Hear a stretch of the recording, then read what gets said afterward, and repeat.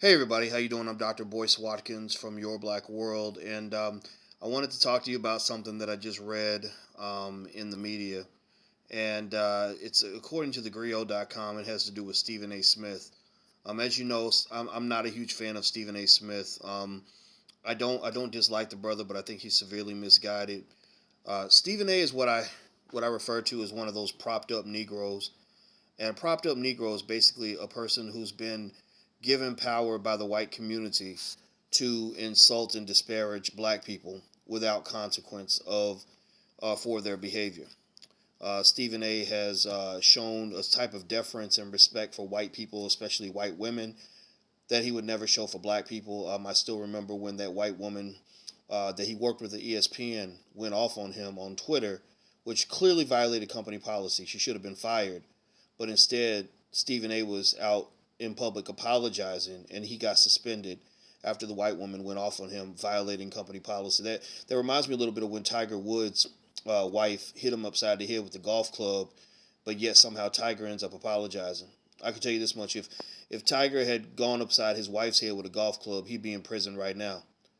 If Stephen A. Smith had gone off on the white woman on Twitter, he'd probably be without a job right now.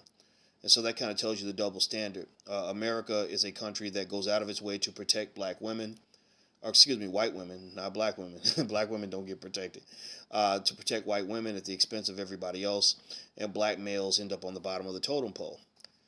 Now, let me read to you some of what Stephen A. said recently, and I want you to hear it in context. He was speaking at the University of South Alabama, and he was talking during Black History Month. Now, why Stephen A. would be your Black History Month speaker, that you have to ask the university that question because I don't know the answer.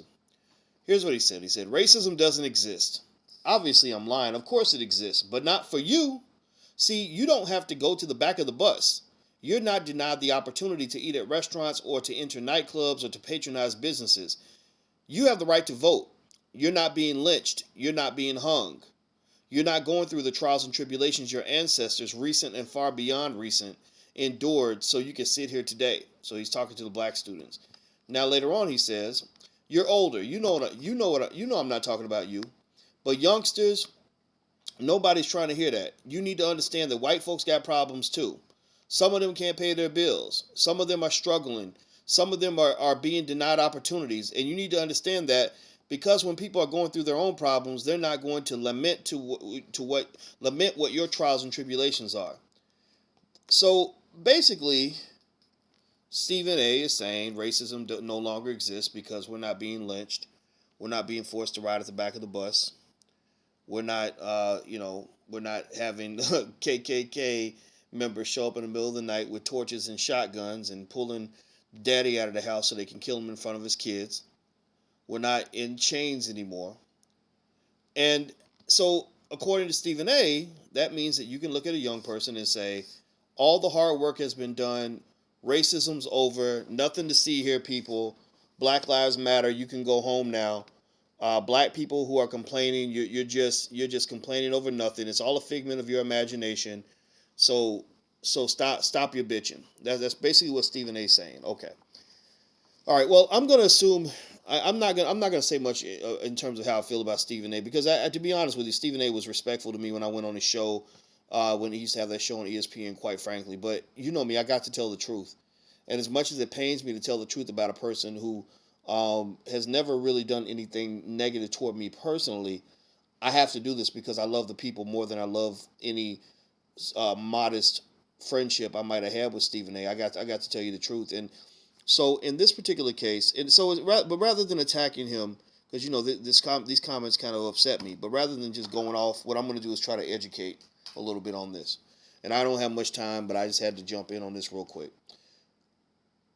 The thing you have to understand is that racism, number one, the worst racism in America is structural racism. It's not, Mr. Billy doesn't like black people, or so and so wants to beat you up because you're black. Not to say those things can't be harmful, but they're not the same, and they're not as impactful as structural racism. Structural racism is the damage that's left over when you have 400 years of building a society on an unequal foundation. For 400 years, we had a society where white people were put at the top, black people were put at the bottom. Many of the institutions that we try to navigate today as black people were built by white people who were undeniably racist. So these institutions were therefore built on an undeniably racist foundation. So that means that most of the corporations, most of the media outlets, most of the universities are run by whites. Most of the capital in this country is controlled by whites. And it's not because white people work harder than black people. It's because white people stole it from us. It's because of all those lynchings and all those false incarcerations and all those years that black people were marginalized. White people were either taking our wealth or keeping us from acquiring wealth. The majority of the wealth in America is inherited wealth. It is wealth that existed before you or I were born. So this inequality exists long after people are no longer being put in the back of the bus, no longer being lynched, no longer being enslaved, no longer being murdered just because they're black. To say that racism does not exist for young people because they're not being lynched, that's like saying that you can't be a victim of crime if nobody murders you. Or that if someone rapes you repeatedly for 2 or 3 years straight, that you should be fine now because they just stopped raping you 5 minutes ago. There's a healing process that must occur. There is a reparation. There's some sort of recovery that must happen after the damage has been done. That mess must be cleaned up. That mess has not been cleaned up. America is such a screwed up country that we haven't even had people apologize for slavery. They truly believe that the fact that they stopped enslaving us, they stopped lynching us, they stopped castrating and beating us, they believe that because they stopped doing that, that's the same as actually repairing the damage and apologizing and making amends for what you did. That right there tells you how crazy our nation is. That right there tells you how ridiculous this situation is. That right there tells you the nature of the plantation like Coonery that men like Stephen A. are paid for, where they're paid to pretty much go out and say these ridiculous things that some white people believe because they don't know their history. Many white people are as much victims of white supremacy as black people are. Many white people, they really think they're good people. They really think they have nothing to do with black oppression. They really think that they had nothing to do with creating the world in which we live in. And maybe in some ways you didn't actually do it yourself, but you certainly benefit from it. All the wealth disparities, all the disparities in terms of quality of life that exist for whites versus blacks exist because of slavery and racism. To give you one small example, look at universities. White people have universities, several universities with endowments of well over $1 billion. Well over $1 billion. If you add up every HBCU in the United States, our endowment does not match that of the 30th or 40th largest white school in the country. So literally they have dozens of schools that are bigger than every single HBCU in America combined.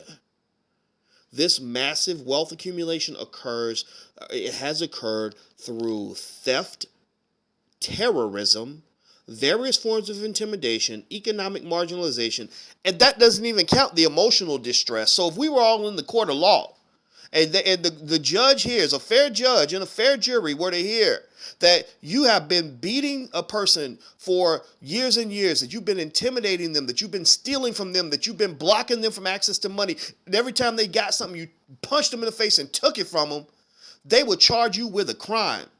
So unfortunately, as much as people don't want to hear it, white America must be charged with the crime of harming black people for the last 250, 300, 400 years. And the fact is that we've never had that moment of truth. We've never had the truth spoken about what's happened to black people. And so therefore you get people like Stephen A., black people paid by white people to go out and say things that white people want to hear, like racism doesn't exist for you because you're no longer at the back of the bus, which unfortunately is that's a speech Stephen A. doesn't even need to give. You need to go talk about why the Clippers can beat the Lakers in the playoffs or whatever it is you talk about. Talk about that, brother, because you don't need to talk about slavery and racism and oppression and all these things because you don't understand these things. Why? Because on the corporate plantation, you are a propped up Negro, and the house nigga always gets treated better than the field nigga, which is why you are happy to take compensation to say some of the ridiculous things that you say. I told you guys I wasn't going to go off on Stephen A., but I guess I just did. But that's okay. I take responsibility for my words. I'm about to get out of here. Don't forget, for those of you who want to learn how to start a business, go join theblackbusinessschool.com. You can join for free. Classes are affordable. Also, I'm on tour right now. You can find out more at thedrboycewatkinstour.com. That's thedrboycewatkinstour.com. Take care, guys. I love you. Talk to you soon. Bye-bye.